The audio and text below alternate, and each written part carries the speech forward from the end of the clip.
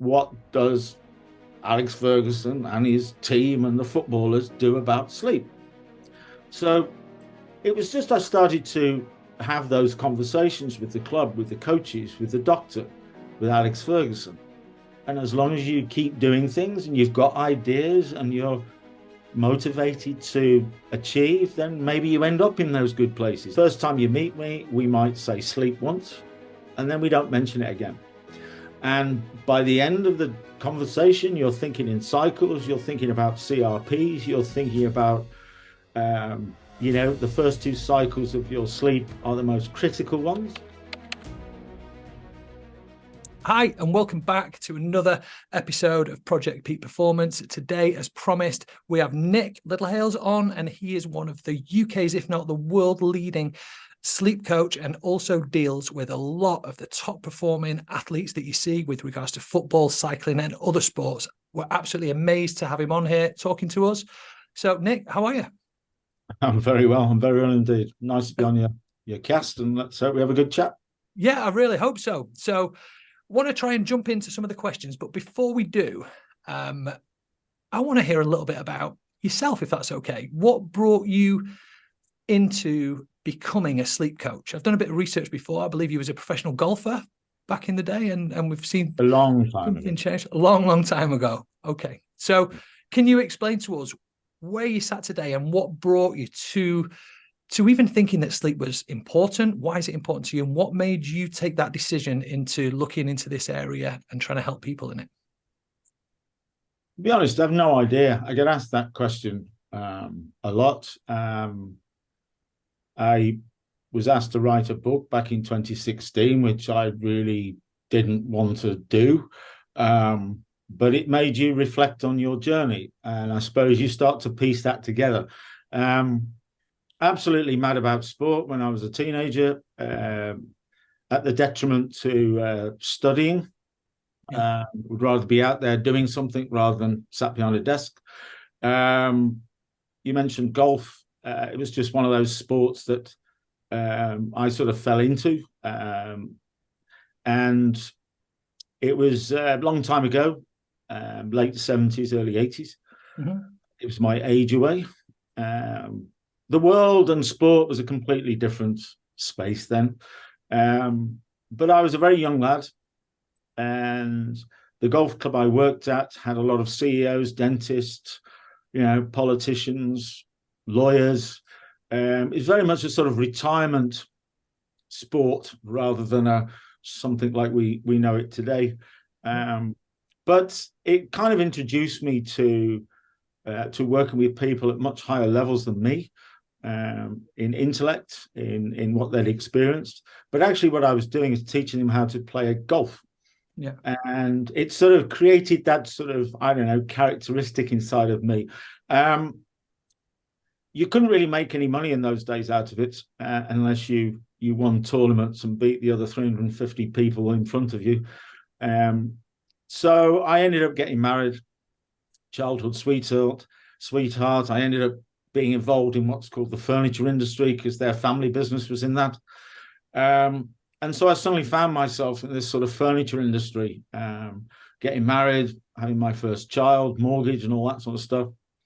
That absolutely was a difficult time for me. But I was sort of like coaching everybody, how to sell things, how to manage things, how to operate a store, how to interact with other people, it was sort of weird, I suppose. That I ended up taking a job with a company called Slumberland, trying to shift this a little bit shorter. And Slumberland was a big old brand, but right in the bottom end of its life cycle. It was not a good company. It was not a good brand anymore, but everybody recognized it in the sleep industry. So I managed to get a job with that. I was a representative traveling around the country, selling products to retailers. And again, that sort of thing kicked in again, whereas I thought the way they're asking me to do this job doesn't make sense. So I'd like to apply some of the things I'd learned, coaching, golf, hitting 5,000 balls a day, nobody telling you what to do. If you didn't do it yourself, nothing happened. Yeah. So it was, suddenly I found myself as their international sales and marketing director in a very short space of time, because I was sort of saying, why don't we do it like this? And then doing it like that became successful. So things started to shift, but it was very much a sort of what you class as a cottage industry. It's, if everybody's got a fax, the furniture industry and sleep industry would get a fax 10 years later. Yeah. It was kind of like that. I was fascinated by the importance of sleep, but nobody took any notice of it. It was completely taken for granted. The clinical side would give me lots of good advice about the importance of sleep, but they couldn't tell me how to do it. So it was, I got involved with a few collaborative partners within the industry when I was the international sales and marketing director with Slumberland. We had licensees all over the world. So I did a lot of traveling and everything else. And we set up the first UK Sleep Council, because there wasn't one, a sort of body that represents sleep. That was interesting. But then I think I sort of hit that sort of fourth decade, midlife crisis moment, and just thought I'd done a hell of a lot in the industry, but nothing seemed to be changing. So I sort of decided I wanted to go off and do something else. So to cut it short, I was sat in my office in Oldham in the Northwest near Manchester in the UK. I was working through my 12-month director's contract because I was leaving. So it was all about employing other people to take my role and things like that. Yep. So basically twiddling my thumbs. I got asked to sponsor the local football club, Oldham Athletic, which I did because all the workforce were Oldham Athletic fans. So he thought a nice idea to put a bed company on the front of a football shirt. The media had a lot of fun with that. I mean, having things on the front of football shirts these days is totally commonplace, but back then, not so much. So they had a lot of fun with that. But what happened was, because I was writing the check out in those days to sponsor the club, I got invited to a couple of football events locally. And that ended up me having a chat with Alex Ferguson, because Manchester United was a local football club, and it was the breeding ground of football players. So there was Oldham Athletic, Bury, things like that. So anybody who likes Manchester United, I'm an Aston Villa fan, so it didn't really mean anything to me. Oh, come on, we'll have to cut this podcast short now, guys. Exactly. But it was the breeding ground of young talent. Yeah. And I was just having a glass of wine with Alex Ferguson. We had a little chat. I had to sort of do some small talk. I'm the one who sponsors the shirts. All right, yeah. What do you do? And I suppose I just asked the question of, what does Alex Ferguson and his team and the footballers do about sleep? And he said nothing. So that sparked off a little thought process. Any other manager, that conversation would have stopped right there and then, right? But he went back to the club, asked the physio, which was a guy called Dave Fever, do we do anything in this area? They had a player who was suffering a lot through lower back issues, physical stuff, postural stuff, and just became interested whether what I know or my knowledge could actually help that individual athlete, because he came up with this word called rehabilitation. So while the physio is trying to rehabilitate him all the time while he's in the training ground, the player leaves, jumps in his Ferrari, off he goes, comes back the following day, and he's debilitated everything he rehabilitated. So maybe I could look into that. So to keep that short, there was a few things we looked at from his products and his bedroom and things like that, which was really my competence. But then there was this other side of what I'd learned about sleep. So I'm not an academic sleep clinician, but I investigated it as if I'd studied it at university. So it was just, I started to have those conversations with the club, with the coaches, with the doctor, with Alex Ferguson. And it sort of started to, this is interesting, because it was at those very early stages, we're talking late 90s, very early stages of, is there other things we can do about performance rather than just the obvious things? Is there little things that maybe out of our, we're not looking at? Yeah. So that's how that sort of started. And the club went through a very short period of time when they were very successful. Anybody that sort of treble, the last minute goal against Bayern Munich, it sort of put a lot of focus on Manchester United. Yeah. And I was in the background chatting to the staff. And suddenly the national team, the England squad, a lot of the players from Manchester United played for the England national squad. So there was little bits of passing on conversations that they'd have with me into the England squad. And this was 98 World Cup in France. Yeah. And the physio at the England squad was a guy called Gary Lewin, who was also the Arsenal physio coach. And Gary got interested about what the players were talking about. They didn't know what they were talking about, but it was this guy who talked to them about sleep and mattresses and pillows and stuff. So he got in touch. At the same time, it's a little bit like in the right space at the right time, or however you want to describe that in your life. Yeah. Or just keep doing things. And as long as you keep doing things and you've got ideas and you're motivated to achieve, then maybe you end up in those good places. I don't know. But there was a manager called Arsene Wenger who just arrived at Arsenal, and he was a complete maverick. His approach to the world of football and managing athletes was completely different. And so it was a combination of Gary Lewin, the Arsenal coach, the guys at Manchester United and the national team. So I was asked to do by Arsene Wenger and Gary Lewin to do a workshop for the Arsenal squad. Now, I didn't even know what I was doing. There was nobody to reference who's a sleep coach in the world. Nobody. What is a sleep coach? I didn't even know what I was doing. So it was sort of, 1 minute I'm talking to a bunch of pretty much English guys at Manchester United.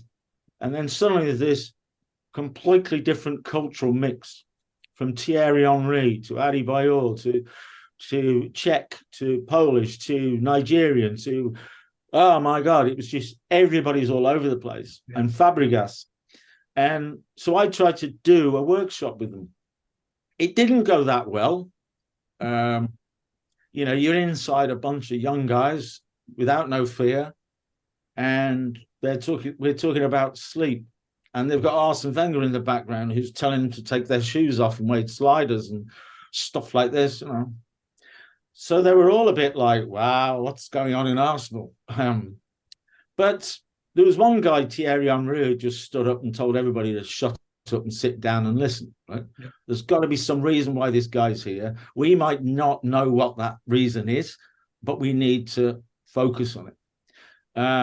So the media got wind of this, and so they just put sleep and coach together, and they said that Arsenal and Manchester United and the England squad has got a sleep coach, tucking them up and reading bedtime stories, no doubt. What's all that about, pampered footballers?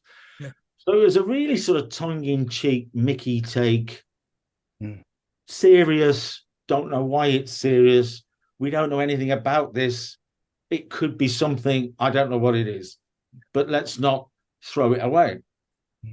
And that's really where it all started. I then went on to, Euro 2004 in Portugal with Sven-Göran Eriksson and a bunch of players and everything else. And that was quite unique. We did a lot of stuff there. And then British cycling in 2008 with the aggregation of marginal gains and putting the first British rider on the Tour de France podium, being Bradley Wiggins. And that was a 5-year strategy of going through some pretty OCD techniques to develop the human being on side of the bike rather than the equipment to be able to do that. So I was involved with that. That pretty much culminated in 2012 at the London Olympics, when they were just smashing records for fun. On the track, velodrome, male, female, even the Paralympic side with cycling. So it was a real sort of thing where they'd not talked about this subject, where they talk about everything else. But it was the first time that this subject had been part of a strategy. Yeah. And, you know, since sort of 2012, there have been lots of things going on. I mean, now there are sleep coaches around every corner in various different disguises. The clinical side has come out and really tried to, you know, not jump on that bandwagon, but really try to get involved with how important sleep is. There's been a massive shift in the last 2 decades. You know, I was wandering around at Manchester United without a phone. And now look where we are. Yeah. And I think along that route, the sort of challenges of taking sleep for granted. It's not a performance criteria. It's over 30% of anybody's 24 hours or life. But we don't even go anywhere near close to like nutrition, hydration, you know, exercise, movement. We don't even go close to it. I remember the first sports psychologist came to British cycling. And now there is a sports psychologist in every club I go to, full time. Yeah. And so there's been quite a lot of shifts. So principally, like I said, I got asked to write this book in 2016, and it's in 18 languages around the world. And that sort of opened me up to lots of people. So I've been contacted by, you know, menopausal societies and women and pilots and doctors, you know, nurses, parents, pretty much every human being on the planet has got in touch. Whatever hemisphere you are, you know, ask an Eskimo how they approach sleep. It's a little bit different to some of the things you read in books. Yeah. So I think along that sort of journey, it was always trying to define some way of somebody being able to take the basics of what we know about sleeping and about humans and certain facts, put that in, you know, like you guys with your 8 dimensions. I sort of went, you know, 24/7, 7 days a week, 7 little KSRIs, key sleep recovery indicators, a little journey to start that process of education, because nobody gets it at school, so parents don't pass it on. You can get a really random approach if you just look at certain things, like get your 8 hours. Yeah. If you only get 6, you're going to die. Well, that's not, if you only have to look in a book, and it'll show you that that's not necessarily true. Yeah. So it's a bit of a challenging some of the things, if you call them myths, but it's really going to find a way that somebody can sit down with practical, achievable, sustainable, a subconscious approach that they can protect themselves on a day-to-day basis and change their understanding of sleep. And really, that's what I've been doing, what's encapsulated in the book, and my technique and everything else is just the first time you meet me, we might say sleep once, and then we don't mention it again. And by the end of the conversation, you're thinking in cycles, you're thinking about CRPs, you're thinking about, you know, the first 2 cycles of your sleep are the most critical ones. So you kind of change somebody's whole mindset and perception about what it is. And when you do that, they stop worrying about it. And when you stop worrying about it, bingo. That's when everything falls into place like a little jigsaw puzzle. And once you stop worrying about it, which is its biggest disruptor, then you can make really good considered choices about everything that's available to you today, which can be completely overwhelming, counterproductive. And you need to be very careful about how you dive into solving fatigue, recovery, or, you know, yada, yada sleep. Try to keep that short, but there you go. Nick, what an amazing story, honestly. With our sleep, just the growth, finding yourself in I mean, just finding yourself to be the guy who wrote the check to be sat next to Alex Ferguson. And if that meeting didn't happen, who knows where you'd have been? Maybe you'd have gone on tour. You might have been with the Ryder Cup guys. Who knows? But just an amazing story, and to show the dedication that you had to it and the growth going forward, just on its overall business side of things.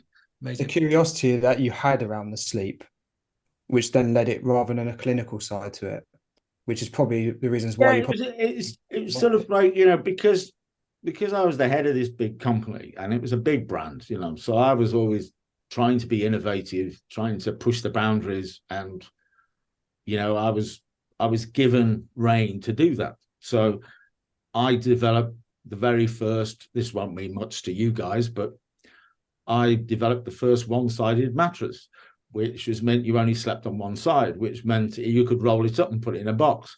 Well, pretty much the whole industry went from one way of manufacturing a mattress to a completely different one. Now, everybody who buys a mattress today, it arrives in a box, most of them. But that was pretty revolutionary, where I just said, why are we doing it like that? We should do it like this. Yeah. We set up the first sleep council, which wasn't there before, which was ridiculous when it was so important as a health pillar. There was lots of little things that I was doing, but I think the one thing that fascinated me whenever I came involved with a clinical sleep scientist, and you saw that process, they had no definitive approach to this. But what they would still drink alcohol. They would still just do everything they wanted in a day until there was nothing else left, and then they'd curl up and go to sleep. They would preach 8 hours is critical. Rooms at 16 to 18 degrees is the temperature.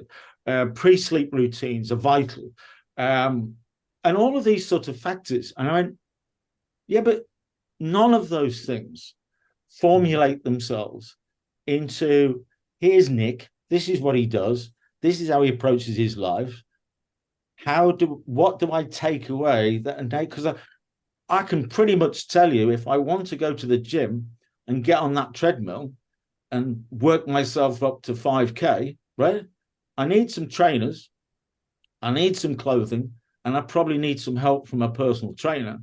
And I can investigate that and find out what are the key factors of being able to run that far, and maybe hydration, and maybe. So there's lots of little things I can find out, before I even do something, but not with this. Yeah. So I was just fascinated by, don't tell me how important it is when you don't think it's important. Yeah. But when you started out, what was what was the measurements that you had in those days? Because like you mentioned, it was like late 90s to where we are. Technology, obviously, advancements in being able to look at data and sleep and put people up to different machines. Like when you said you were sat down with Alex Ferguson's team originally in that period of time, what was you actually baselining the measurements on? Was there any particular metrics you had at that time? No, it was sort of like, it's like identifying something that would then make sense, and then actually just doing it, right? So the only sort of benchmark was, that makes sense. We weren't doing this yesterday. This makes sense. So let's start doing it. Yeah. That's pretty much it, right? So the confidence factor that we didn't know this on Monday, but by Friday, we're doing something about it. Yeah. Now, whether that results in a performance factor or a piece of data factor, I'll give you an example. Alex Ferguson decided that he wanted to do something that no other club was doing.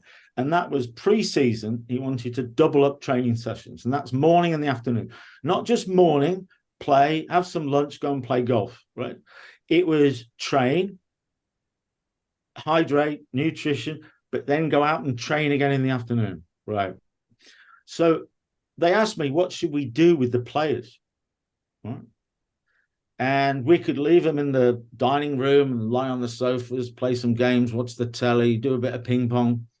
And then we're going to take them out to train again. Well, I was aware of napping. and polyphasic sleeping, right?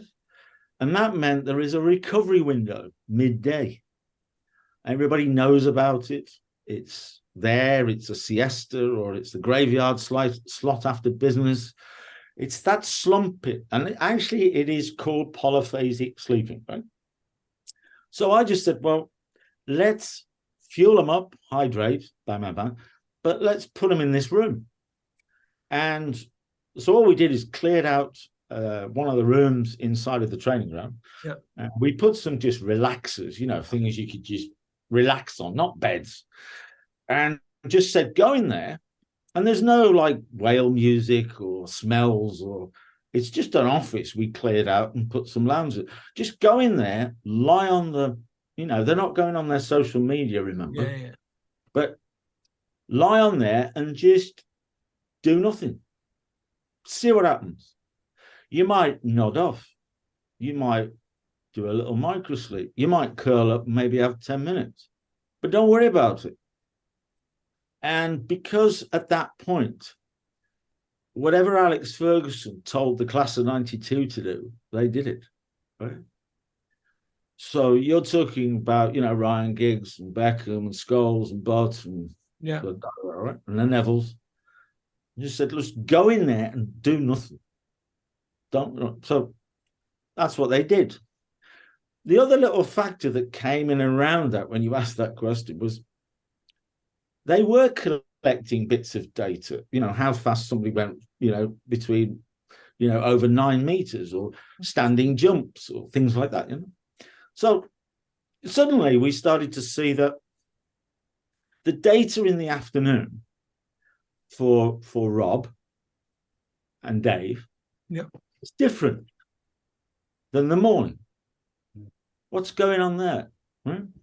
And then, well, I said it's probably because, Dave's a morning chronotype and Rob's a nighttime chronotype. What's a chronotype? Well, you just watch the players in the morning coming into the training ground, and I can spot them the other side of the car park. Yeah. The one that gets out of his Range Rover, walks halfway towards the door, and then realizes he's forgot his bag. Not a morning The person. other one who sat inside the training ground, he's still trying to put his boots on, when the other one, the boots are on it and everything, and he's gone. Right? So I said, that one. Really? Yeah, I can just see them. Yeah. And they go, well, I'm one of those. Alex Ferguson, I'm a morning chronotype. I'm in here at 5 o'clock every morning. And the coach says this and the coach says that. And then we just, what time did you get out of bed this morning to get to the training ground for 8 o'clock? About 8:30. How far are you away from the training ground? Half an hour. Yeah. So you just climbed out of bed, into your car, and arrived here. Yeah. Now, Alex Ferguson's up at 4 o'clock. He's had breakfast. He's hydrated. He's opened his bowels. He's done everything. And he's like gone around the whole training ground as a nice walk before anybody even gets near him. So it's kind of like, oh. So the sort of measurement, guys, was, we know about this, don't we? But we're doing absolutely nothing. So what happened was, basically, Dave was always picked for the first team, right?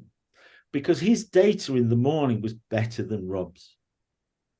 But in the afternoon, Rob's was better than Dave's. And suddenly you go, hang on a minute. Could that be down to something as simple as that? And suddenly, just from a personal understanding of your own characteristic, who you are as a human being, suddenly you went, don't ask me to do that. Don't ask Alex Ferguson to run around the pitch in the afternoon. In the morning, he'll fly around it. So it was kind of like, whoa, hang on a minute. Let's start thinking about that. And suddenly you then go, we've just done a quick check. And the main core of 30 people who interact together, from the manager through the coaches and the players, first team on the bench type thing, we've got a 70-30 split. Which way? PMers, not AMers. Wow. Whoa. And the manager's an AMer. And his assistant manager's an AMer. Because why would he pick somebody who likes to be up at 12 o'clock at night and can't get in the morning? Yeah. So suddenly, so they're sort of like, on Monday, nothing. By Friday, we're going, wow, what could we do with this? Because if it's a penalty at 10 o'clock at night, and we've got 2 penalty takers, do you really think that it would be a good thing if we said that one at 10 o'clock and that one at 12:30 midday? Why would we do that when they're both chucking out? They can take penalties for fun. They get 9 out of 10 every time. So it's always him. But hang on a minute. If Rob's likely to just be more in just a better space from the pressure from the crowd, from everything else going on, that it's a more natural place for him to be in that area of your 24 hours rather than midday. Yeah. And so we didn't really have to get out. Makes sense, doesn't it, when you talk about it like this? It's like, like it's a long time sense. ago. So anybody listening to this going, wow, that's some old guy. But I tell you what, it applies exactly today. Yeah. Nothing has changed. The conversations I have with elite groups and organizations, whoever they are, and the conversation hasn't changed. A lot of other things have changed, but this whole perspective of how do you optimize yourself as a human being? How do you keep that balance in your life so there's never these highs and lows? It's like, how do you define what your balance is? Yeah. Those conversations are going on still today. You'd be amazed. I can walk into elite organizations, premiership clubs right now, and we would have the same conversation I did back in the 90s. Yeah. It's the same conversation. It's like, what do you mean? Well, there is a reason why, things shift, Yeah. And there's a lot of things that sort of intertwine about that. But that's really, even today, it's more like, well, if we're more aware of this, and maybe we don't apply it all the time in some scientific way. Yeah. Then how do people fit together? It's no point having a whole squad that are all AMers. Yeah. When you've got to play 3 games a week, travel into different countries, planes, trains, and this and that, and all that sort of stuff. You're not even thinking about it. So certain sports like the NBA, out in the US, the NHL, which is hockey, and NFL, they just push the crap out of you. They create schedules, they create stuff that is completely non-human. And the only way, because they just go, well, of course you can do it. We used to do it like that yesterday, but we're doing it like this today. Just get on with it. But the downside and the consequences is the massive stats. I mean, it is massive. It's not, I'm not exaggerating. Yeah, the differences you see between. It's like the iceberg sort of thing in the old school way. It's like what we're revealing now is the pressure that we put under ourselves as individuals is not making us quicker and faster and better. For some, it does.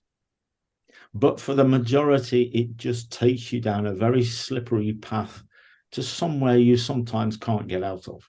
And so most of the time, I'm brought in from a performance aspect, 50% of the time. Yeah. The other 50% is to turn that organization around from going that way to trying to find a way through, because they have certain elements under the mental health and well-being space, or addictive behavior, or other really dangerous areas like suicide and stuff like that, or verging on that process. And so I go in and try to help them deal with what they've created. Yeah. Trying to align it with the chronotypes of the staff, to what pressure they're being put under, and all different kinds all that sort of stuff. So that's why it's sort of I probably wake up every day and think, well, I'd like to take the word sleep out of my title, Yeah. because everybody just goes, help me sleep, Nick. Yeah. I want to get better sleep. I want to get quality sleep. I want to do this. Have you got a pill? Have you got a tablet? Have you got an isolated one-hit wonder solution? Yeah. But actually, within the technique, it's like a lot of things like you guys do. It's, if you want somebody to improve the way they sleep, don't tell them. Just take them on a journey, and that can wander into psychology, to lifestyle, to everything. Everything goes into the pot. And then you're able to go, well, let's just change your behavior a little bit, and do that and that and that and that and that on a rolling 24-hour basis. And by default, that'll keep you in the right place. And those things will reveal themselves whenever they want to. And that's the way you do it. So it's, anyway, there you go. Fantastic. I've got a question with regards to the chronotypes. So are you born with a particular chronotype, or is it developed at an age? Do you know? And can you change it? So let's say I'm a morning person, which I am a morning person. I'm one of the 5 o'clockers. I like to get to bed at like 9 o'clock or whatever. I go bed early and I wake up early. But in the past, I wasn't that person. I've got a funny feeling that I've changed something inside me. Whether that's the truth or not, I really don't know. There's been no data behind any of this. It's just how I felt. I used to roll out of bed at 8 o'clock in the morning when I was working in the call centers as a teenager, and this, that, and the other, and get there as soon as I could. I was always late, and I was never really bothered about the time that much. Then, as my career started to develop, I learned about the 5 a.m. club, which you read about in pretty much any of the, the guys' books you read. And I started to train myself down that route. And I found that now I wake up after forcefully pushing myself down this road. I wake up now without an alarm at like 5, half 5 every single morning. And I believe that I've kind of trained myself to do that. So the question is that even possible what I've done? Am I kidding myself? Or are you born with a particular type of chronotype and that is just who you are? I think you've answered your own questions. It is a genetic twist, right? It's basically if you and I are outside, living outside, the sunrise inside of the sun, daylight, there is a blue light energy wave, and that blue light will hit a little gland in your hypothalamus, right, through the light receptors. And it will trigger a hormone called serotonin. And serotonin is telling your brain to unsuppress everything. Right? It's a notification to the brain that it's a cue, it's a reset, it's an anchor point to unsuppress you. Okay. If we're both outside, then what happens is that as soon as that light or that point in your 24-hour circadian clock, as soon as that happens, you start producing serotonin quite quickly. So what happens is you're off, okay? Whereas the nighttime chronotype in the pineal gland, some will say it's to do with the hypothalamus, some will say it's to do with the light receptors. We're still learning about that, not me doing it, but they're still looking at it. Yeah. But principally for this argument, as a nighttime chronotype, I'm about a 2-3 hour phase delay on reacting to that light or that trigger point, right? So I'm more like 8-9 o'clock, you're 5-6 o'clock, okay? So that's where it sits. However, if you're in complete control of your world and not worried about anything, and you're on your little island or sitting on your mountain, your natural chronotype would come through, right? And that would be when you start your day would be a very natural process. And how you close your day down, how you deal with that natural circadian process would come right the way through. What's been happening to you happens to everybody. Is there'll be a period of time where your 24-hour clock is being driven by other things. So in the formative growth years, up into your adolescence, puberty, right? the brain is pretty much in control of everything that's going on. Then you sort of shift out into adulthood. Depending on what's going on around you, like parents, friends, whether you're school, university, college, whatever it is, then that sort of thing will sort of pretty much determine how that chronotype is developing or being revealed or observed. Mm-hmm. If you then take on the fact that we all live in an AMers world, right? There is not a PMers world. Yeah.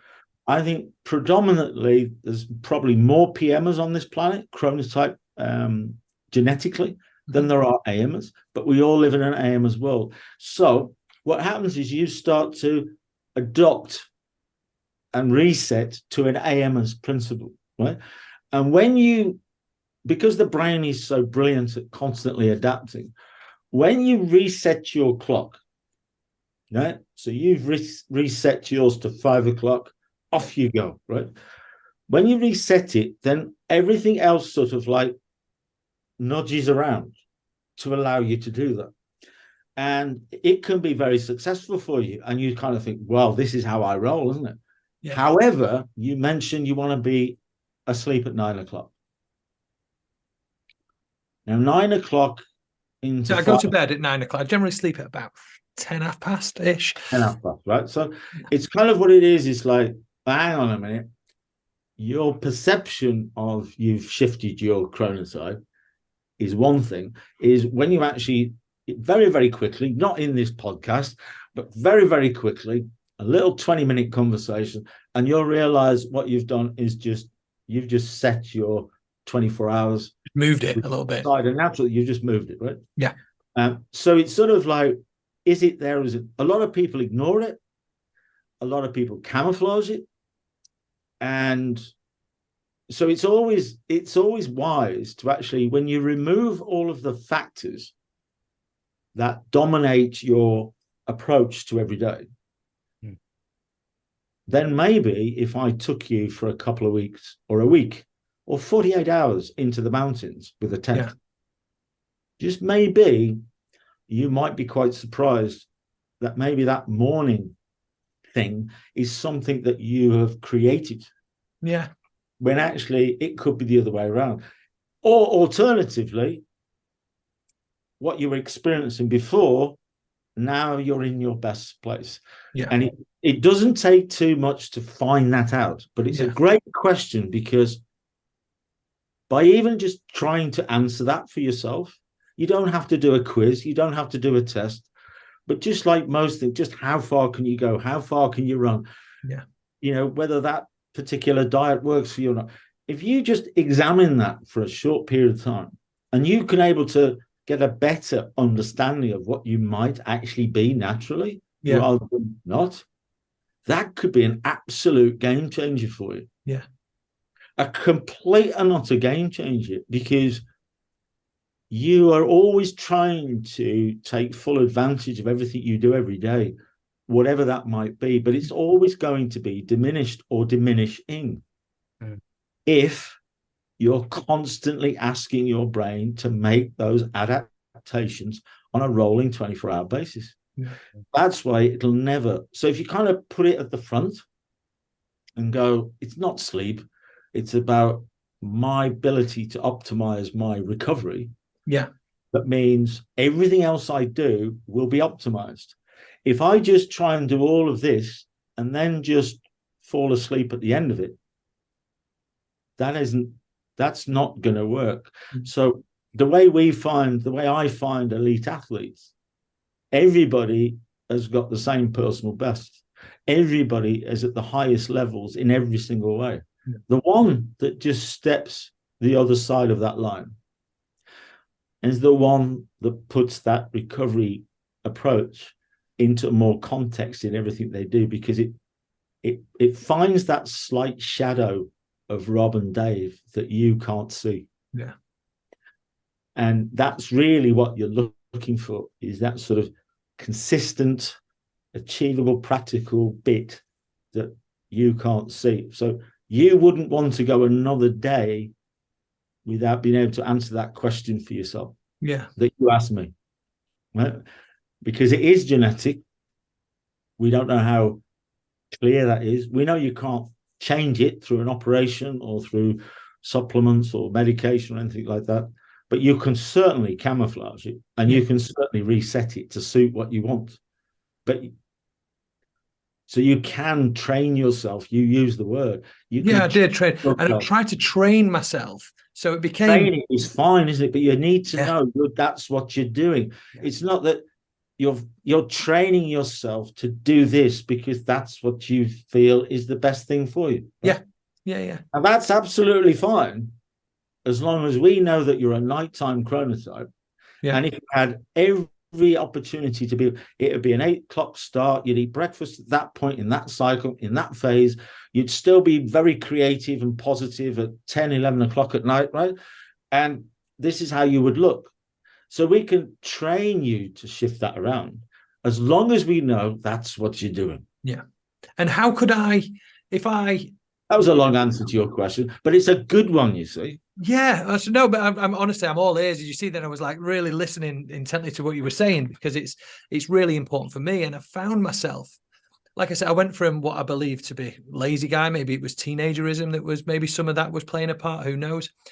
I trained myself, from what I can see, to be a 5 o'clocker, which then at later years in my life, when I started to come to kind of slow down and move away from the business a bit more, I kind of don't need to be up at 5. And it was a bit of a pain in the arse sometimes, because I was waking up at like before the larks. My wife is, God knows what my wife is. She's just a sleeper, full stop. I think she's got both chromotypes. She just loves sleeping.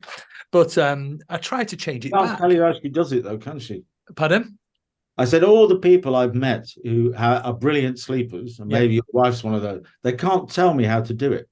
Oh, no, it's dead easy. Just close your eyes and go to sleep. How do you do this? Yeah. And they go, I don't know.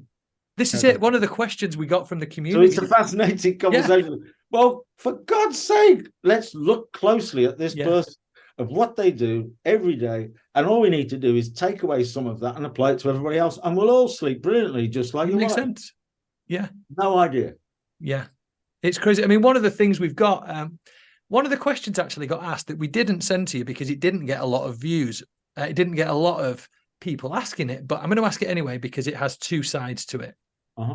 And it was sleep advice for shift workers. Now, we asked them shift workers because one of them asked that question. We put it out to the vote. But what I thought it went really well with this is maybe new families who are having babies who effectively turn into shift workers anyway. So for whether it's a job side of things, and Rob is a dad of twins. I don't know where the twins are right now. You're doing a good job of keeping them quiet in the background, Rob. I'll give you that much. But are there any particular techniques or differences and things we should be using for shift workers? That was a quite a big one that I thought it makes sense that. Okay. I probably need to show you a graphic. Okay. Basically, to answer your question, what you do is start a little process, and that is to chop your 24 hours up into 4 phases. You know, like 6 o'clock in the morning, midday, 6 p.m., 12 o'clock, right? This is our 24-hour clock. There's 4 phases in that day. So you just draw a little cross. 6, 12, right? And then what you do is you think about your anchor reset point, right? Now, this is your sunrise. This is you thinking about your chronotype, right? So, and what you're trying to do is pick a time, a start to your day, your sunrise, right? Because we don't live outside all the time. So let's just say I pick 6:30.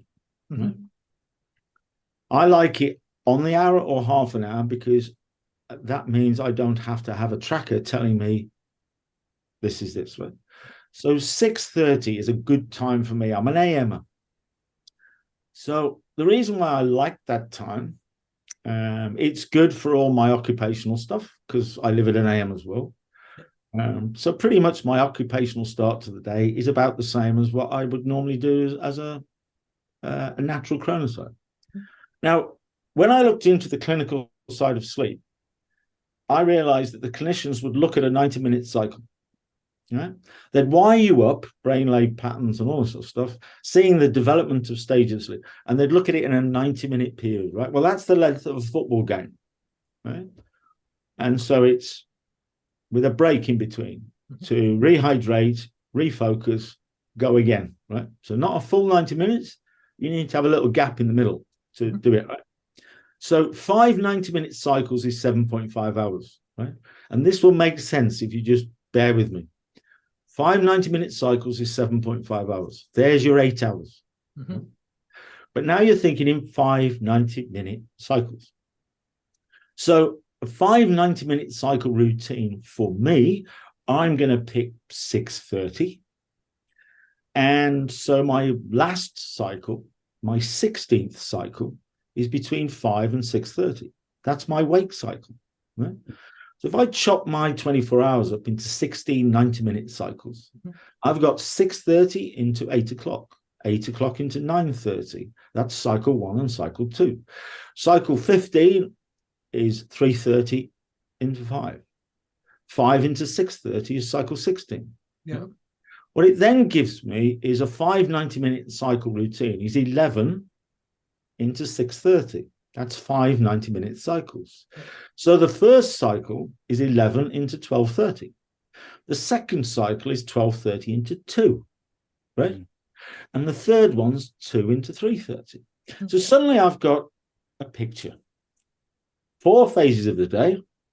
First phase into midday is cycle 1, 2, 3, 4. 5, 6, 7, 8, 9, 10, 11, 12, 13, 14, 15, 16.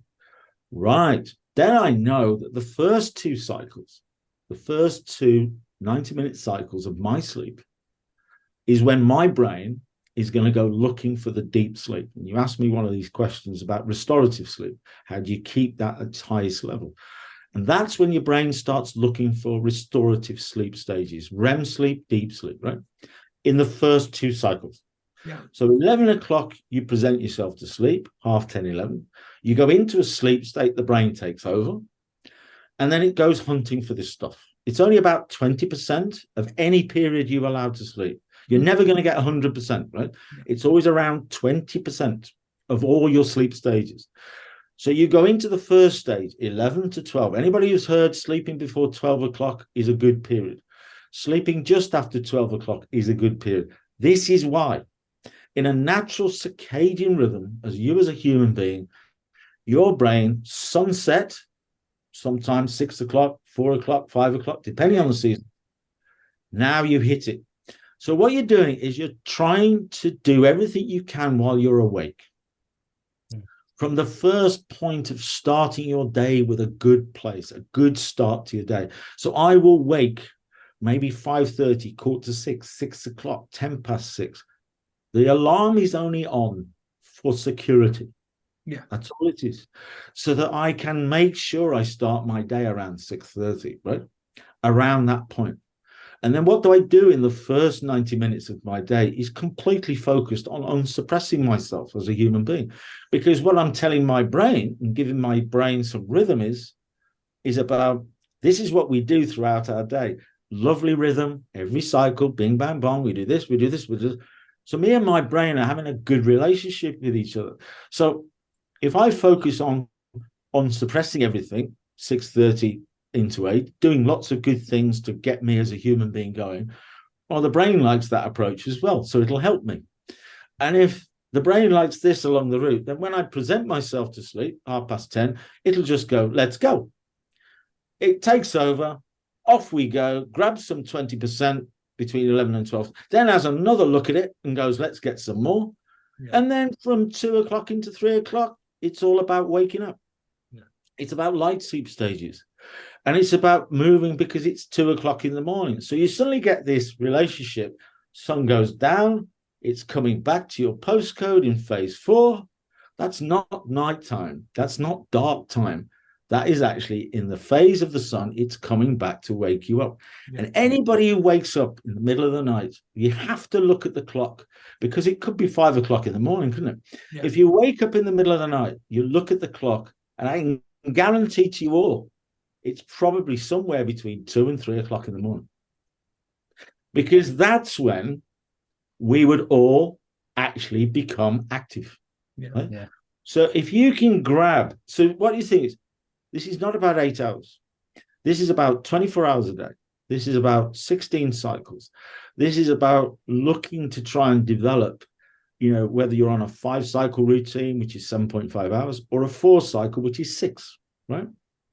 This is about thinking about a polyphasic approach, because you keep this dial like this in your mind: 4 phases, 24 hours, right? Yeah. And you've got a night shifter coming into this, a multi-shifter coming into this. You've got a PMer and an AMer coming into this, but it's the same thing. The sun going around our planet and us as human beings do not give any relationship to times, right? We put that on it. Yeah. So you have to sort of get into that space of this is a rolling, I'm rolling with the sun sort of thing, Yeah. There's no Monday or Sunday or Saturday or everything else.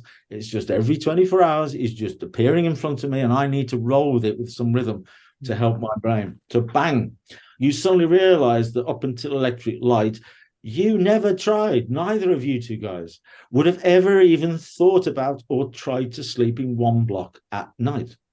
You would have used a polyphasic approach or a multiphasic approach, a triphasic.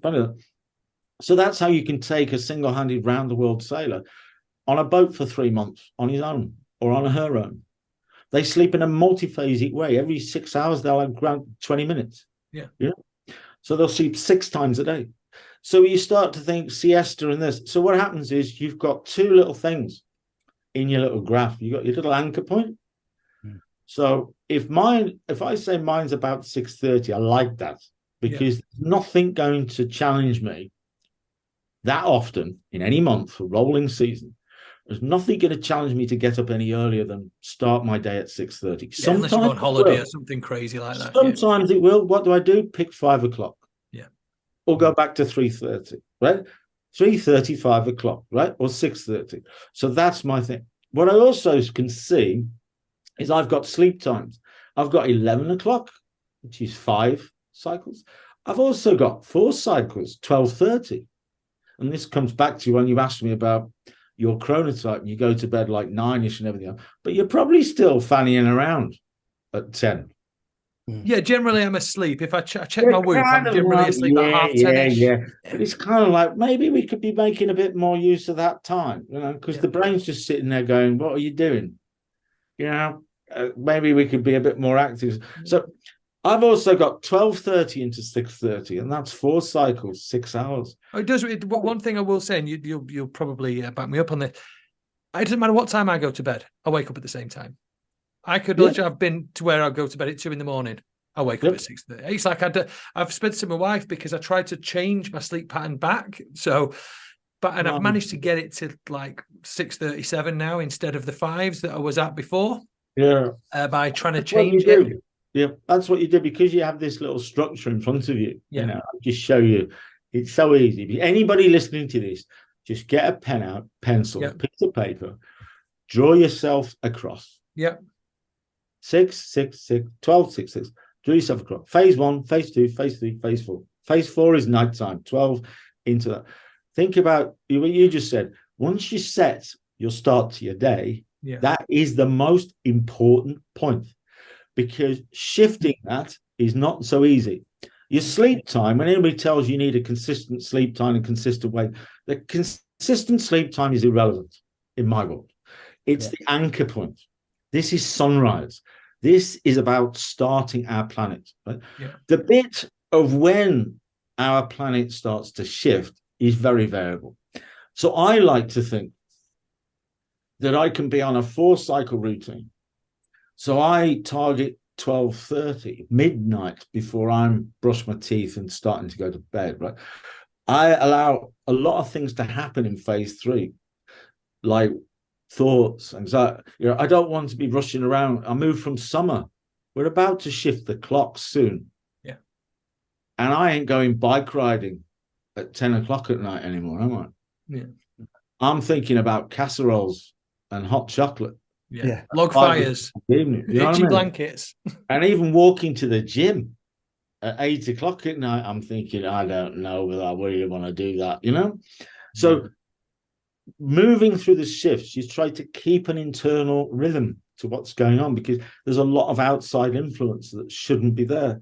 One is you only sleep in 1 block at night. That's not good.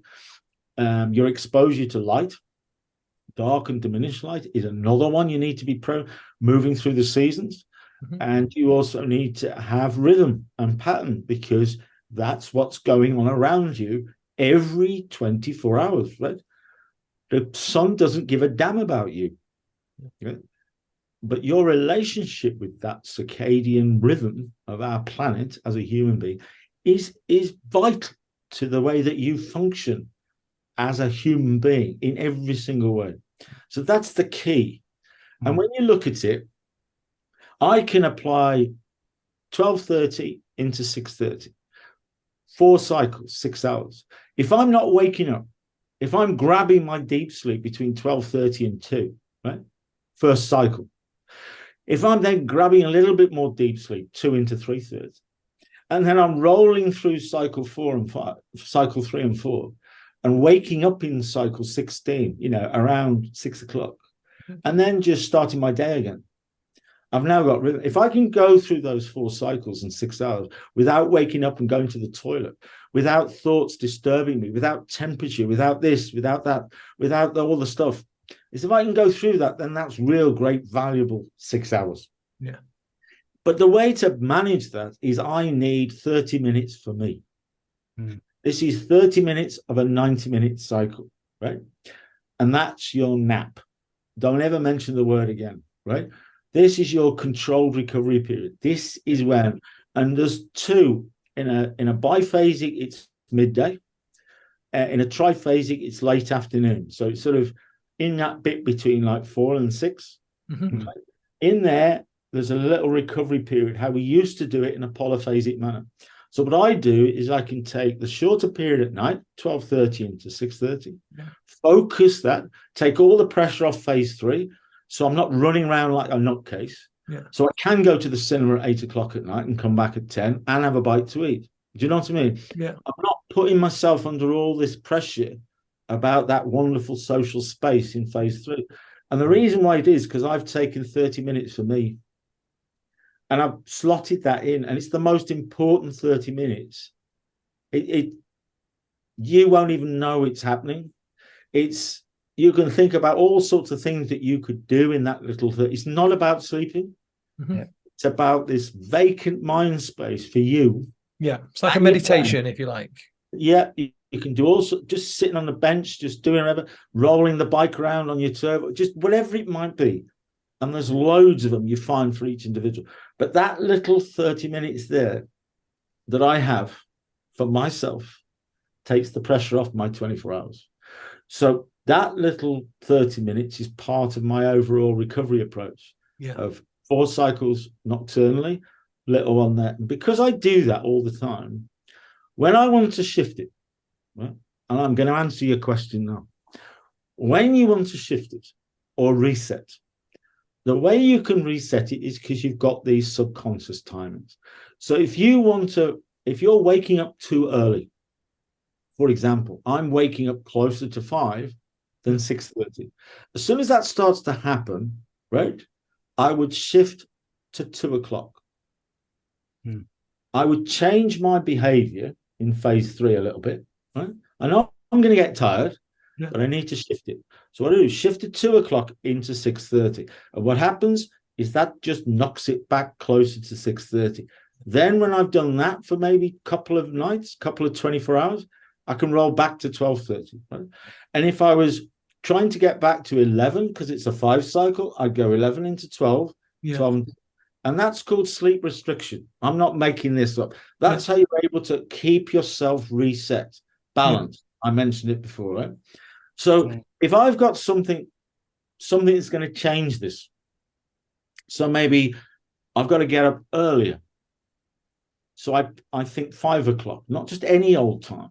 I go back a full 90-minute cycle. Even if that's too early, I still want to keep some pattern and rhythm to my 24 hours that doesn't change, right? I can think midday. I can have another 30 minutes, right? So I can add 30 minutes in midday and the one I do all the time late afternoon, because I'm not going to get to bed. I've just won the Ryder Cup. Just think of that last week. If anybody likes golf or the Ryder Cup, watched it yesterday, You just watch that and you listen to some of the things in the background. Then they're teeing off at 7:30.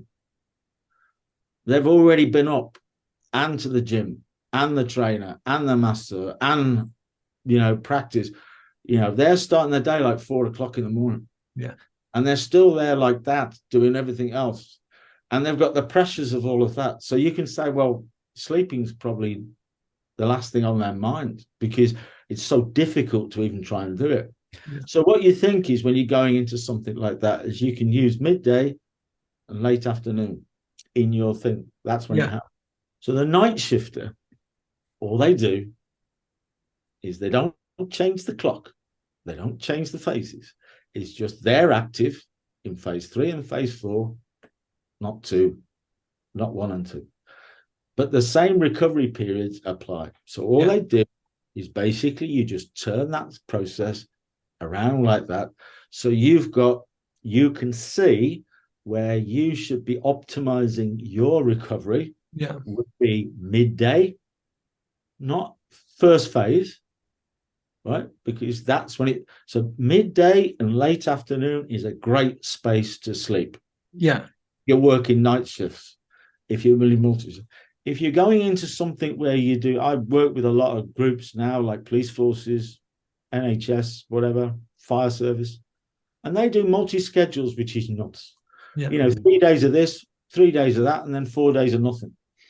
And so what you have to sort of look at it, you get this little thing about over the next 7 days, how many times can I apply 4 cycles, 12:30 to 6:30, which works with me in a 30-minute cycle late afternoon. Monday's okay, Tuesday's okay. Wednesday, oh no, I'm not going to get back until 12 o'clock. So that's going to be 3 cycles, 2 a.m. into 6:30. So I can drop a 30-minute cycle in midday as well as there to protect that. And then I'll come out of it and I can roll it around. So all I'm thinking is 35 cycles in any 7 days. Yeah. I'm thinking 28 90-minute cycles back to back if you're on a 4-cycle routine. And I'm talking about 7 30-minute controlled recovery periods for me. Yeah. So I'm thinking 28 cycles back to back, 30-minute cycle times 7. Yeah. And then I'm also thinking 42 micro periods. Not just little tiny moments that have been ripped away from us. They've always been there. That's why getting your 8 hours at night is so under pressure. Yeah. Because that and all it is I just look out that window while I'm filling my hydration bottle, and then I crack on again. So they're like tiny little moments. So is the sunlight as vital? Obviously, you've mentioned going to the window to get some natural sunlight. Is that as vital as the as having maybe a nap or some mindful, some space away? Because when you said to me, take the moments away, I'm thinking into a dark room to step away from the light because the light is potentially going to wake me up. And so if you're going out throughout the day, are you suggesting that I should be getting as much natural sunlight as possible and also potentially taking the recovery gap rests in between? Or does one overcount the other or not? You're asking some good questions. There's a few questions in each one, so I'll try to. Sorry, mate. Sorry. It's all right. It's the combination is when you understand this rhythm and you've got your first 90 minutes, second light. So what you do in the first 2 phases of your day, it's all about light exposure, right? Okay. Because having an understanding about what light exposure is, it's the free energy tool. It keeps the serotonin levels high and it keeps you functioning the right way. The phase 3 is not about blue light. It's about diminished light. But you have to know what diminished light is. Yeah. Because it's not dark. It's not, I'm sat in diminished light right now. Yeah. Right? But you need to know what that is. So as you go, it's about what you're doing in the first phase of the day through those first few cycles. Your little micro moments is about keeping a nice balance of how much exposure to light you are, whether you're inside or outside. Yeah. And that's just knowing that. In phase 2, it's about you've got that little CRP moment. and you don't want to be putting yourself into the dark, because that's too early, right? Yeah. What it is, I mean, where you're sat, Dave, is there. No, you're Rob. Where Rob is sat right now, I'm wondering he's still awake. Right? Because the environment that he is in right now, actually melatonin overdose. Right? So he's trying to concentrate on me talking and you, Rob, right? But actually, his brain is being told to shut itself down, right? But it's the wrong phase of the day, right? Yeah. So that's what I mean by little. It could be standing by a window. It could be just taking a quick moment to rehydrate. It could be this, but you need to understand what that is. And anybody, if you've read into all the sort of things I do, I'd have to go and get my phone. But Nick, I actually came across your process quite some time ago, even just the cycles. As I was someone who couldn't go to sleep, and it was like 2, 3, or 4 o'clock in the morning. I was going to bed, struggling with. Hence why I do a lot of wellness now. And I started to understand those 90-minute cycles. Okay. And it's still an interesting question when you speak to someone. They talk about going to bed, and I go, it's either, for me, I like to wake up at 6. I either go to bed at 10:30 sleep-wise or 12, and that's my routine. And people go, why that routine? And it's because of, obviously, naturally people say, it's 8 hours, or I get 10 hours, and then so it's I can say for any listeners out there, I've found that one of the massive changes in how I wake up and how my energy levels are more balanced. And I've actually used the same process for the twins, developing the twins to sleep throughout the night and be able to for your twins, because we do wake windows, all sorts of stuff. Oh God, yeah, because anybody from parenting, I mean, the amount of parenting books out there and parents are, and it sort of becomes an absolute nightmare. But it actually should be a breeze. Yeah. Because if you've had a polyphasic sleep approach, like you've just said, you're not. Well, it's 10:30 or it's 12. Yeah. Well, asked you before you start thinking about cycles. Well, I try to go to bed early or late, or try to get me 8 hours. It's all random, isn't it? Yeah. Suddenly you've got this nice balance, and so if your kids are being controlled by their brains, sleeping polyphasically. They will sleep for an amount of time that the brain is in control. They'll wake up, they'll, do all their bodily functions, fuel up a bit, and off they go again. Yeah. And then as they move, 0 to 5, 5 to 7, 7 into 10 years, 10 years into, you need to get yourself prepared for that one with your twins going into adolescence in a few years' time, because that's going to be but it's more like they are sleeping polyphasically. Yeah. And if you've had that approach as you came out of adolescence, and that's available to you, then as soon as you're going to have some children 9 months or so later, and you might have 2 or just 1, or they might be really healthy or not. You don't know how challenging your children are going to be into your life. So along that journey, you just start just using your wonderful little technique to start molding it around, and as soon as they arrive, you're just off. And it just goes with the flow. That's the ideal, but it's far less trouble. And the one thing you don't do is you don't look at your twins and you get them doing their homework before they go to bed, when one of them is a night timer. Yeah. You know what I mean? We've got non-identical. We can already start to see the contrast in variants. How old are they? So they are coming up to 18 months. And you can see it. We've already started to notice it, because we really they sleep 12-hour nights, and people go, double trouble. How can you get them down? We're like, well, they've slept like that since about 3 months, because we've got those, and we understand the wake windows adjustments within those period of times where they've had to drop one nap and sort of stuff to that. So, but we've already noticed, even from a young age, how one is different to the other one sleeping, in their sleep cycles and their patterns and how they operate. So we've already started to see one's more PMR and one's an AMR, because it actually matches mine and Kel's rhythm as well, because I like to All right, okay. 9 o'clock and Caesar's day and my son's waking up and doing that, whereas Erin's a bit like, shut up, bro, I'm trying to sleep here still. I'm here for the afternoon. Well, it is because I think a lot of because I mean you've got some knowledge now, which is great, isn't it? Because you can now develop that over your journey with your children, and you can start to sort of, oh well, Nick said this or Nick said that, or I found this out. Actually, wow. So your behavior, you and your wife around your twins, will be more focused on when you do things in that 24-hour period and why. And so the obvious things like, making one of your children do something at a point in that day, just because you've got two of them. Don't try to turn their world into a monophasic sleeping approach of just because that's to benefit you guys to have some social time. That's not the benefit of them. Realize that the institutions in front of you need to shift their mindset. They can't just keep driving a 24/7 culture into the ground, whether it's doctors, nurses, fire service, policemen, teachers, us as all human beings in a 20. You just can't keep going like that.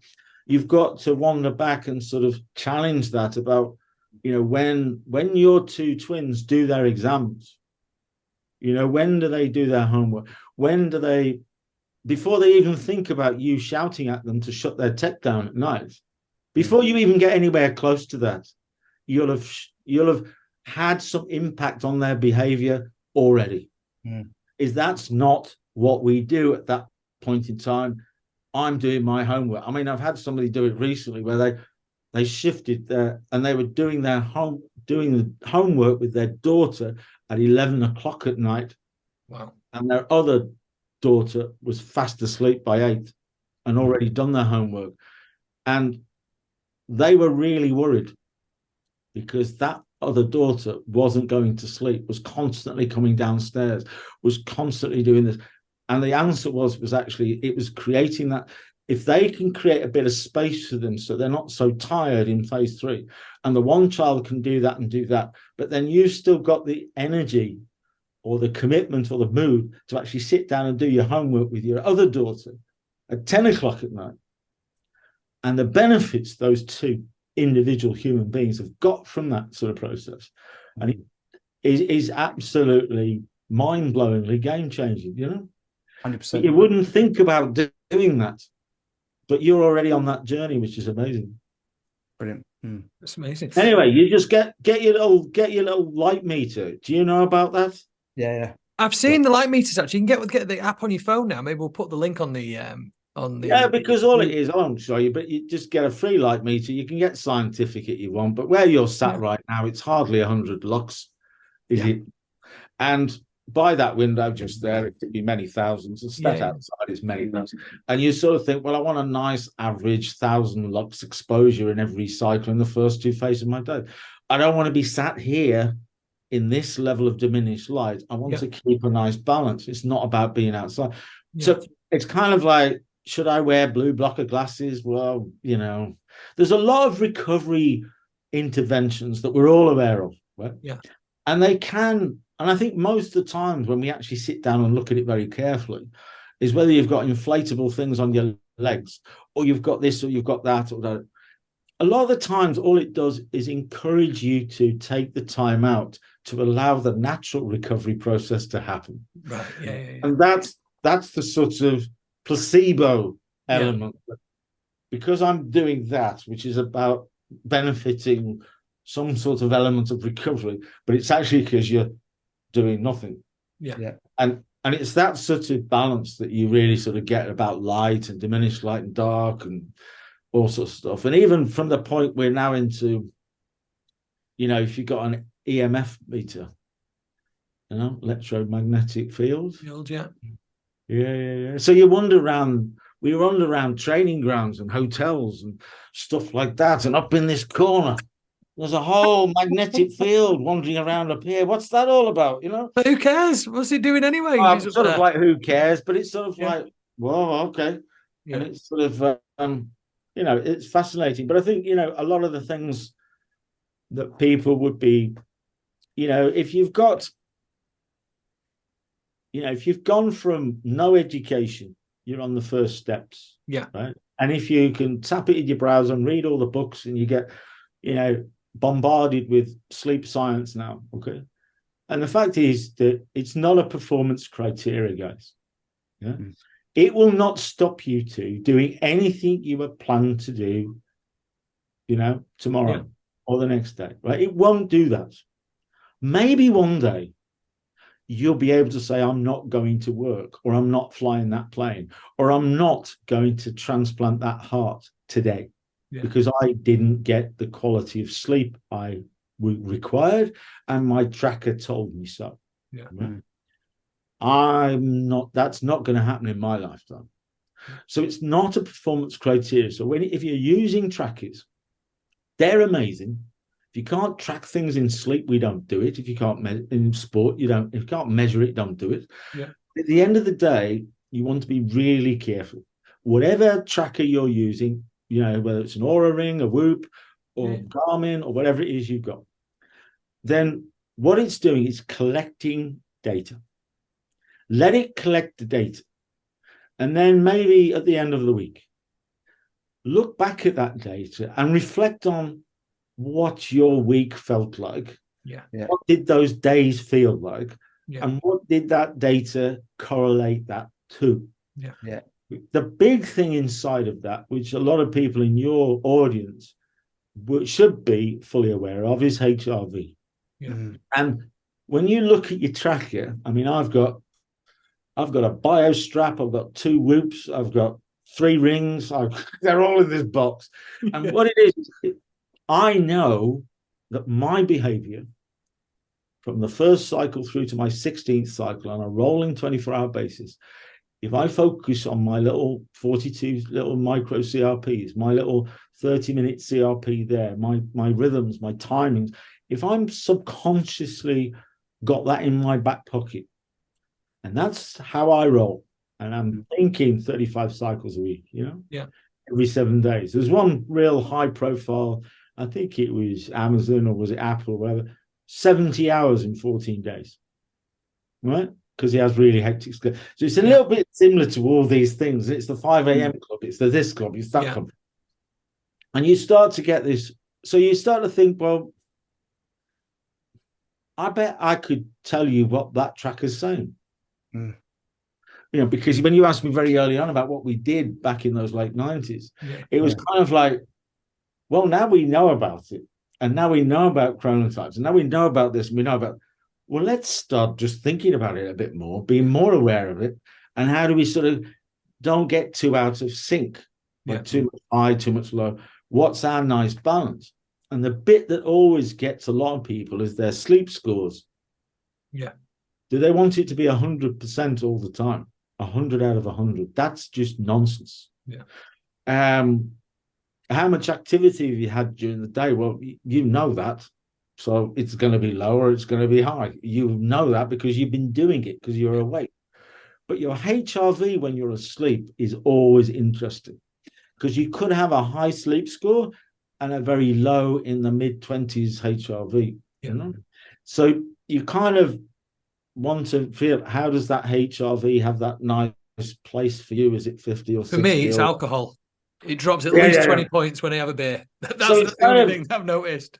It's kind of like, yeah, right. Well, you guys have invited me out to go bike riding tonight, and we're going to have a bite to eat at, after we've finished about 9 o'clock. Well, that's right. And then we might even have a cold beer or whatever. So I'm not going to get back till, 10:30, 11 o'clock. I've already started thinking way, way back in the day that I want to do that with you guys because that's good. It gives me something to do. I'm very socially, I want to go out and I know that's really important to my life and everything. I just don't worry about pre-sleep routines. Am I going to eat too late? I've just already factored in, bang, it's going to be 12:30 or 2 a.m. before I even try to go to sleep. Because when I get back, I've got to chill out. Yeah. I don't just jump into bed. because you'll be awake in 20 minutes. Yeah. You'll be going to the toilet. You'll be doing this. If you've had some alcohol, fine. But you know that's going to disturb the level of recovery you get because it's a sedative. So don't try and force yourself to go and try and get that 8 hours. Cut it short. Just do 3 cycles. Target a later sleeper time like 2 a.m. Wander into it. Get your couple of cycles. Bang out. 20 minutes midday. Little 30 minutes there. I'm off. I'm done. Right? So let's go and enjoy the evening. So some things, when you're a coach, you can look at it and go, is that a 28 cycle week? 7 of those and 42 of those?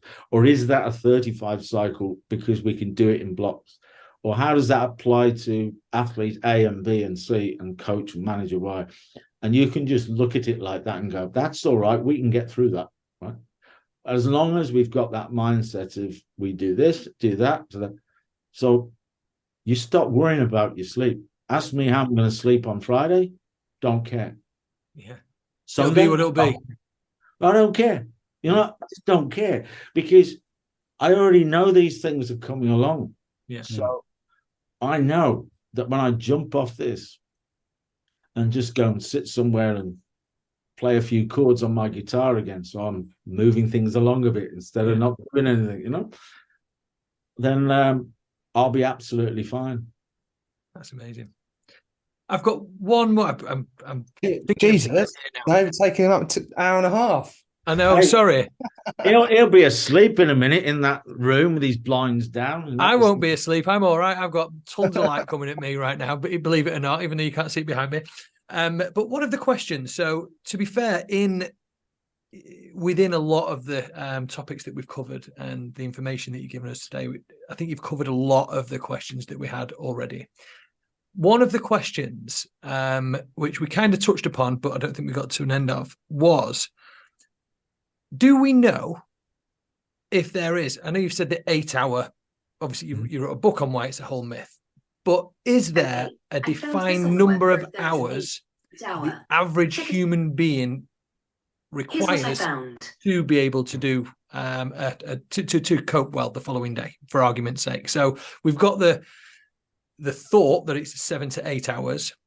Is there any science behind that? And what's your thoughts? It's from everything I've ever found out, the reason the 8 hours comes from 30+% of 24. Okay. Right. So within a natural circadian rhythm with a human being, then there would be 30% of that in a recovery state, right? Okay. AKA sleep. And that's where the 8 comes from. Yeah. However, we gathered that recovery in a multiphasic way, right? So that 30% was spread out over the 24 hours, right? Polyphasic approach. Tap it in your browser, look at it, okay? So when the electric light came along, we did that classic thing of shoving. We put that sort of collective 30% mindset. Yeah. That equals about 8 hours in a day, but we weren't looking at it like that. And then we just shoved it all into a monophasic block at night, right?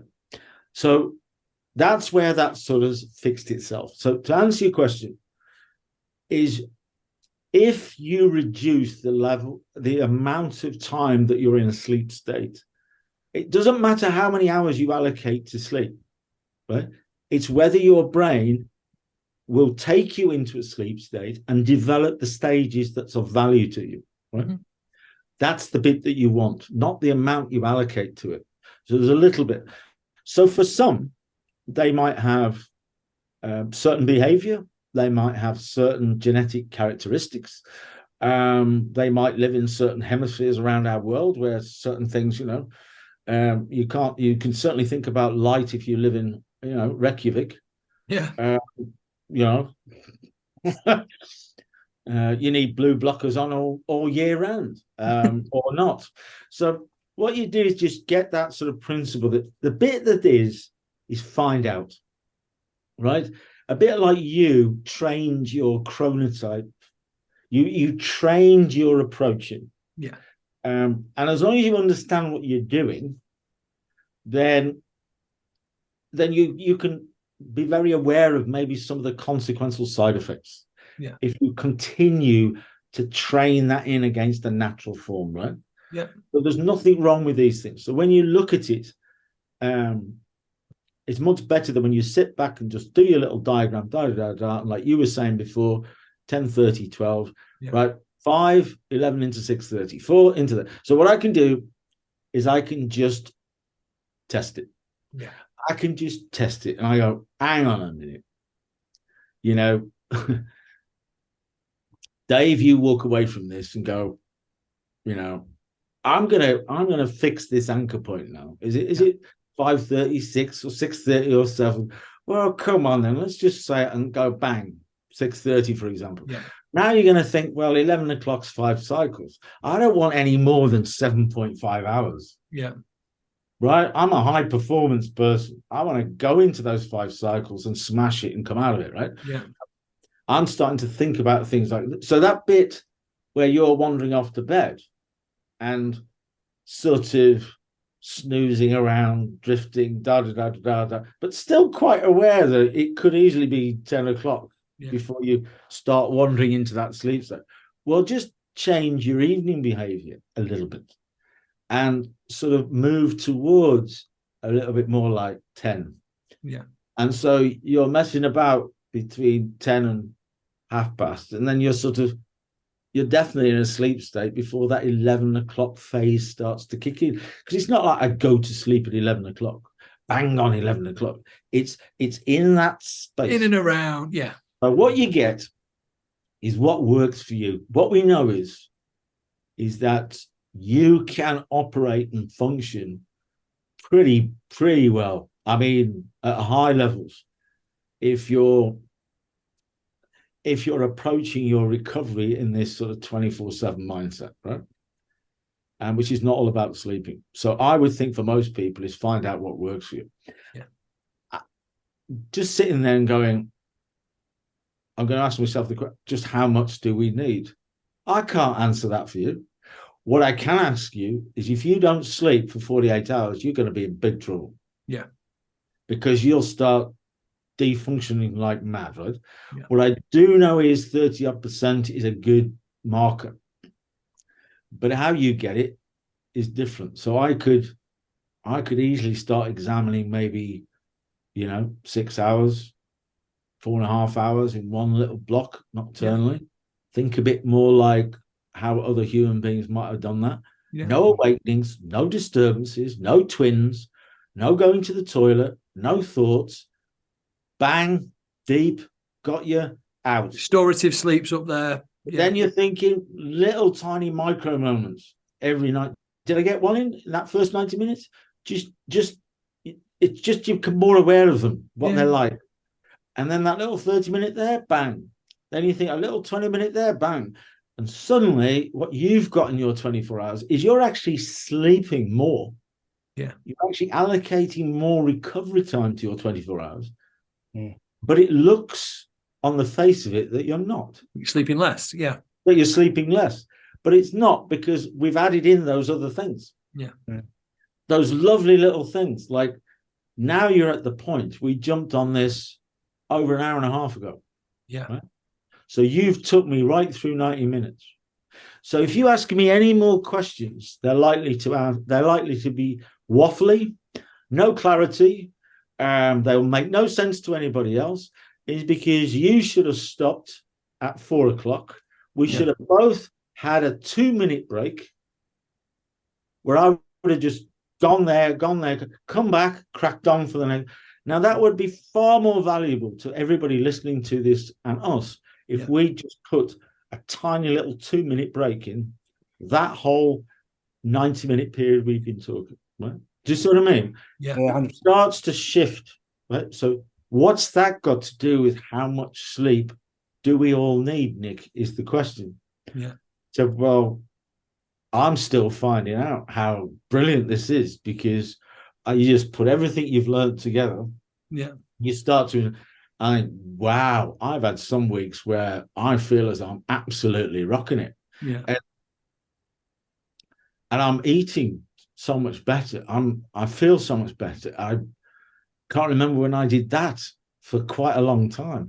I can't remember whether that, actually, wow.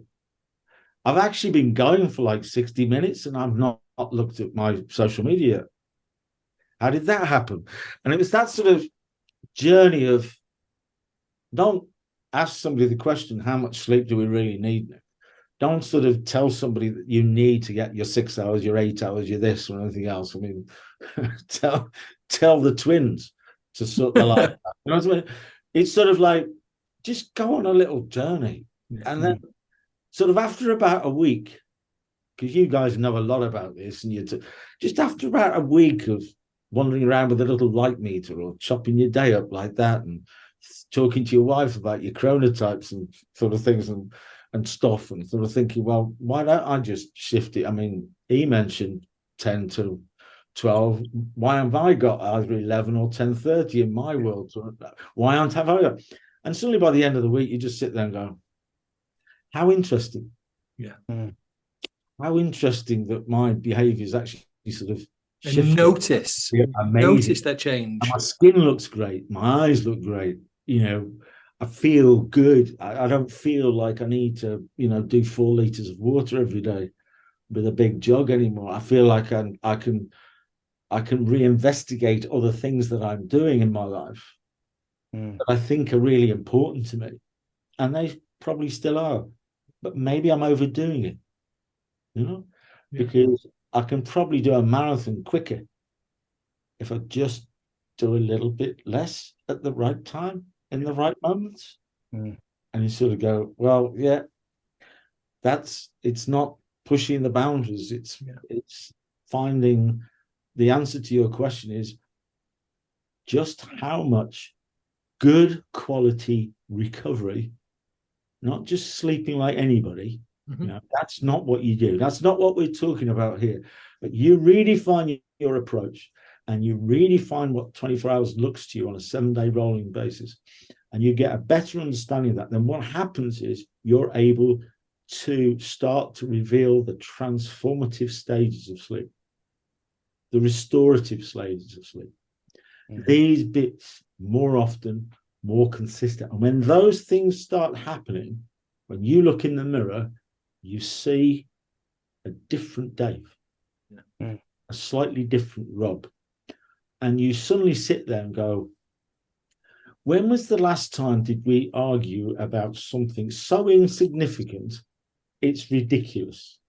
You're talking to your wife. When was the last time you shouted at your kid or kids, telling them to do something or reprimanding them about this, when actually all you did is your behavior just subtly changed? So did theirs by following. And it's that sort of stuff. Just don't think of it like that. So how much sleep do we all need? Just good quality in a good way. And I think most people will allocate, if you're trying to get your 8 hours, you're probably allocating about 10 to it, waking up, snoozing, bit of that, couple of hour before you actually fall into a sleep. So it's probably 10 hours a day. Come on. I live in a high performance 24/7 global space where, whether it's AI or IE or whatever it might be doing, it's amazing and exciting, but I've got to be prepared for it, because otherwise it's as scary as anything. So I want to go into that 30% of my 24 hours, and I want to get some of that back for me. I do not want to be wasting time sleeping without doing it. Like, go on, get in there, grab me some of that, and let's crack on. Right? I love it. You know what I mean? You just don't want to be lying around for 10 hours every day. No. Just going, what's the point? We've got shit to do. Got stuff to do. Things to get on with. You have. And it's amazing when you free up the space. The one thing that makes a lot of people do too much, burn out, try to push it, because they're trying to do it in too small a space. Because immediately I go, there's 24 hours. Immediately I go 12 o'clock, like you do, 12 o'clock into 6. That's just that bit. That gives me all of this bit to have fun. If I start moving into this 10 o'clock at night bit, then I'm starting to think pre-sleep and stop almost from 6 o'clock in the evening. I'm starting to slow it all down and say, no, I can't do this. I can't do that. I won't do that. I can't do that. I've got to get there. Be asleep, 9 o'clock. Boom. You're basically writing off 2/4 of 24 hours. Yeah. Are you nuts? Half your day's gone. Yeah. Are you nuts? Why would you want to do that? Yeah. Makes perfect sense. Completely different approach to look at it than, everything else you hear from everybody, any of the other gurus and the information you hear out there. But it just makes perfect sense. We were talking about. I mean, people say that a lot, and you've just said it again. But don't scare your audience off. I am not making some weird, wacky stories up here. Just focus on you guys. It's logical. Yeah. It makes sense. It factually backs up with anything you want to look at. Yeah. It's the most wonderful place you should go. And when you get there, which won't take long, you're talking hours, days, nothing. It'll suddenly just go, oh my God, I'm going to get so much more out of your expertise as coaches in this whole. I just don't know why people subscribe to services that you guys offer. I don't know why they spend their hard-earned money buying products or listening to what you say as coaches, or whether it's lifestyle, mindfulness. I don't know why they even waste their money. But if they listen to this with you guys and your knowledge, and they get that right, they'll actually realize how beneficial it is to get good knowledge and good expertise from good people.